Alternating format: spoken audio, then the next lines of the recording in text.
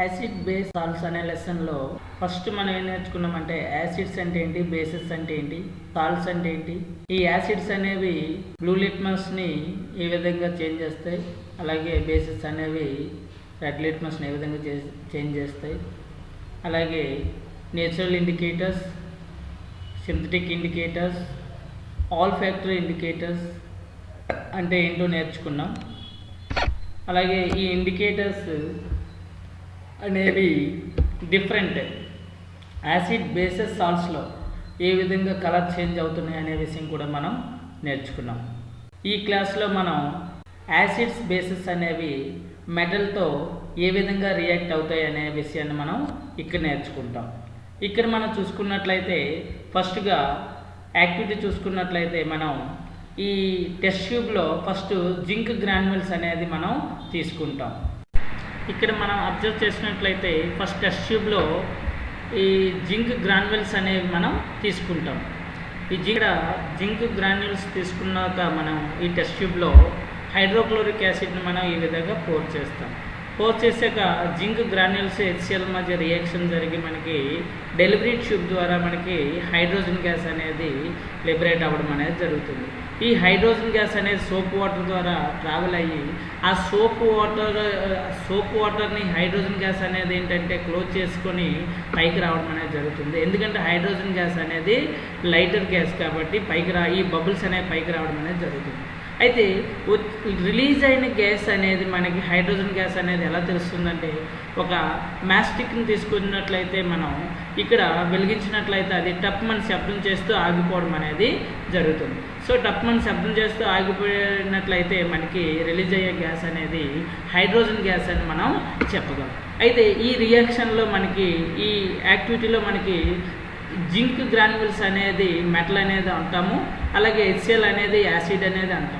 ఈ యాసిడ్ అనేది మెటల్తో రియాక్ట్ అయ్యి ఇక్కడ యాసిడ్ అనేది మెటల్తో రియాక్ట్ అయ్యి మనం చూసుకున్నట్లయితే ఏంటొస్తుంది, సాల్ట్ అండ్ హైడ్రోజన్ గ్యాస్ అనేది లిబరేట్ అవుతుంది. ఈ సాల్ట్ అనేది మనకి ఇక్కడ ఉండిపోవడం అనేది జరుగుతుంది. టెస్ట్ ట్యూబ్ కిందన సాల్ట్ అనేది ఉండిపోయి హైడ్రోజన్ గ్యాస్ అనేది ఈ విధంగా లిబరేట్ అవ్వడం అనేది జరుగుతుంది. ఇక్కడ చూడండి, యాసిడ్ అనేది మెటల్తో రియాక్ట్ అయ్యి సాల్ట్ అండ్ హైడ్రోజన్ గ్యాస్ అనేది లిబరేట్ అవుతుందని చెప్పాం. ఇక్కడ యాసిడ్ అనేది మనం తీసుకున్న HCl, అలాగే జింక్ అనేది మెటల్. సో రియాక్ట్ అయ్యి జింక్ క్లోరైడ్ అనే సాల్ట్ వస్తుంది, అలాగే హైడ్రోజన్ గ్యాస్ అనేది మనకి రిలీజ్ అవుతుంది.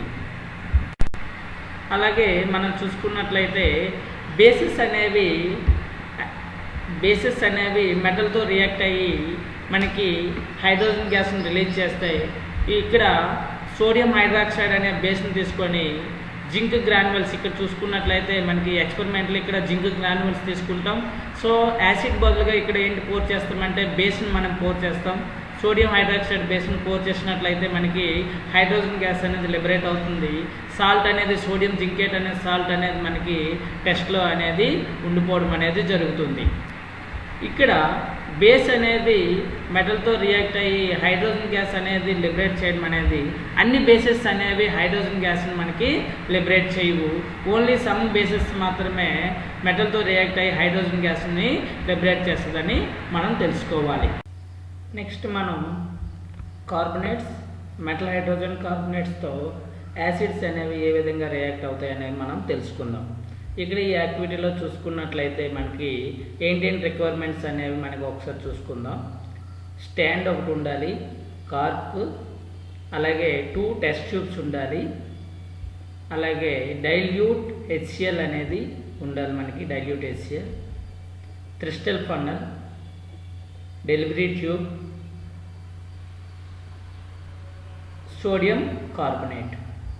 ముందుగా మనం చూసుకున్నట్లయితే ఈ టెస్ట్ ట్యూబ్లో మనం సోడియం కార్బొనేట్ని తీసుకుంటాం. ఈ సోడియం కార్బొనేట్ తీసుకున్న తర్వాత క్రిస్టల్ ఫన్నల్ ద్వారా మనం డైల్యూట్ HCl యాసిడ్ని పోర్ చేస్తాం.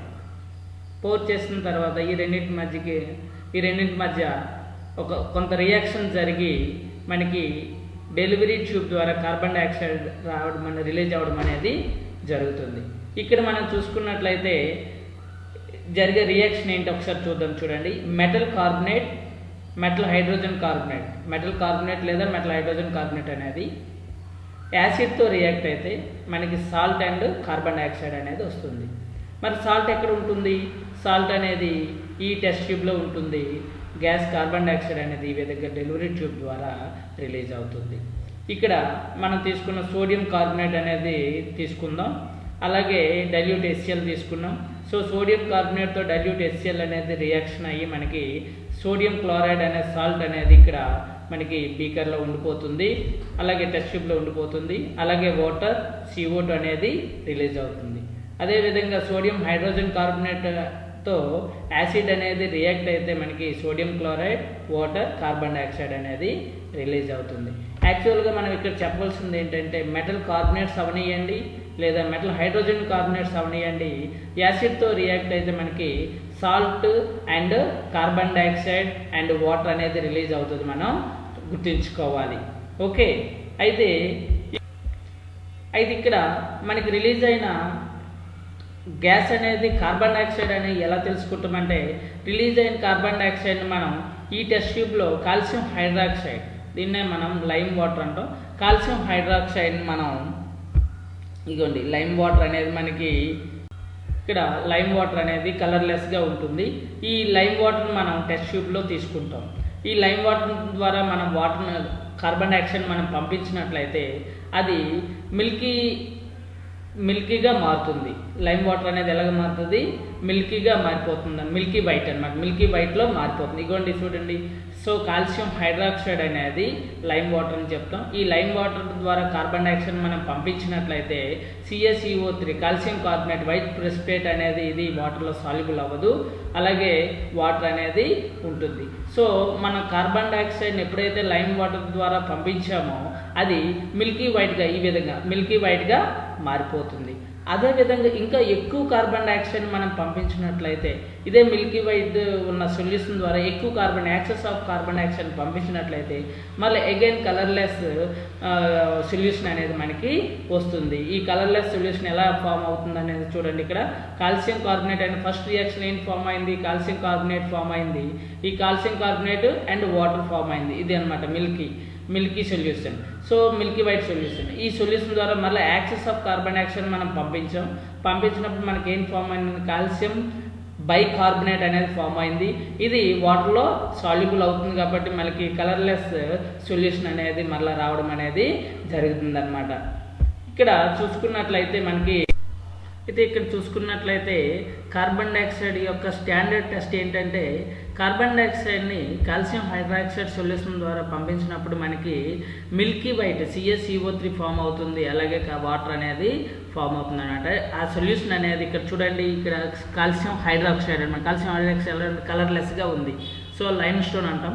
ఈ కలర్లెస్ సొల్యూషన్ ద్వారా మనం కార్బన్ డైఆక్సైడ్ పంపిస్తే అది మిల్కీ వైట్ సొల్యూషన్గా మారిపోయిందంటే మనం పంపించే గ్యాస్ అనేది కార్బన్ డైఆక్సైడ్ అని మనం టెస్ట్ చేసుకుంటాం అనమాట. కార్బన్ డైఆక్సైడ్ అని మనకి తెలుస్తుంది. ఇది కార్బన్ డైఆక్సైడ్ యొక్క స్టాండర్డ్ టెస్ట్ అని మనం ఇక్కడ చెప్తాం.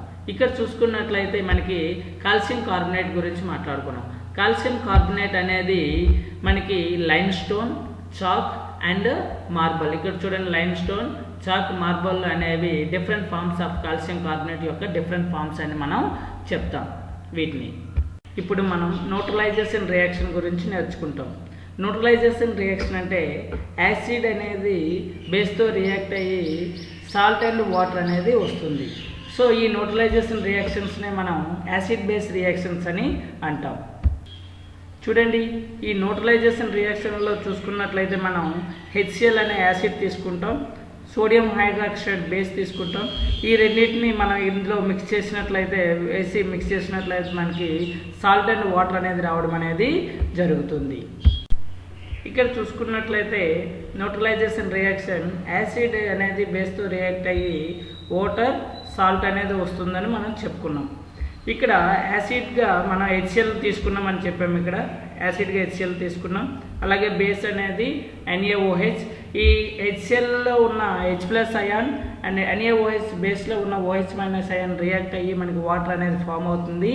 అలాగే రిమైనింగ్ ఇందులో ఉన్న సోడియం అంటే మెటల్ అనేది యాసిడ్లో ఉన్న నాన్ మెటల్ క్లోరిన్తో రియాక్ట్ అయ్యి సాల్ట్ అనేది మనకి ఫామ్ అవుతుంది. నెక్స్ట్ అలాగే ఇంకొక ఎగ్జాంపుల్ చూసినట్లయితే acid. So acid HNO3 nitric acid అనేది సోడియం హైడ్రాక్సైడ్తో రియాక్ట్ అయ్యి మనకి వాటర్ అనేది ఫామ్ అయ్యే సోడియం నైట్రేట్ అనే సాల్ట్ అనేది ఫామ్ అవుతుంది. ఇందులో కూడా యాసిడ్లో H+ అయాన్స్ ఉంటాయని చెప్పాం. H+ అయాన్స్ అలాగే బేస్లో OH- అయాన్స్ అనేవి రియాక్ట్ అయ్యి వాటర్ అనేది ఫామ్ అవ్వడం అనేది మనకి జరుగుతుంది.